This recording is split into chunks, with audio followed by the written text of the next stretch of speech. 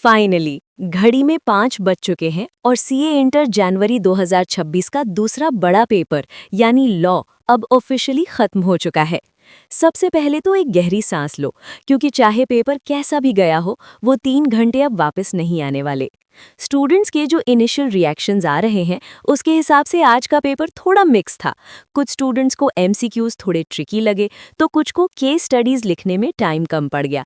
अगर आपका भी कोई क्वेश्चन छूट गया है या आपको लग रहा है कि कोई सेक्शन गलत कोट हो गया, तो सुनिए, ये बिल्कुल नॉर्मल है।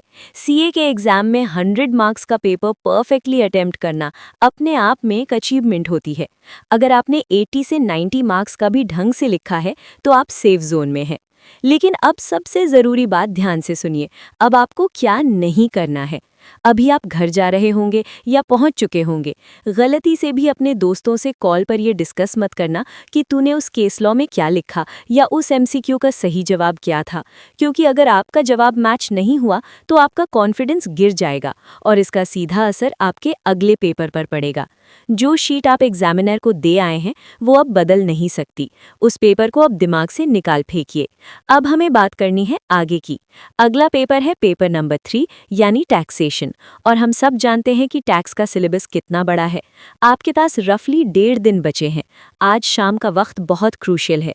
घर पहुंचते ही थोड़ा रेस्ट लो, चाय पियो, माइंड फ्रेश करो, लेकिन टाइम वेस्ट मत करना। आज रात सोने से पहले कोशिश करो कि जीएसटी का कोई बड़ा पोर्शन या इनकम टैक्स के छोटे और स्कोरिंग चैप्टर्स जैसे रेजिडेंशियल स्टेटस खत्म कर लो। इससे आपको एक कॉन्फिडेंस मिलेगा और नींद अच्छी आएगी। कल का पूरा दिन बाकी सिलेबस के लिए रिजर्व रखना। स्ट्रैटेजी सिंपल है, लॉ के बारे में सोचना बंद करो। अगर पेपर बुरा गया है तो टैक्स में कवर अप करने की कोशिश करो, और अगर अच्छा गया है तो ओवर कॉन्फिडेंट मत होना।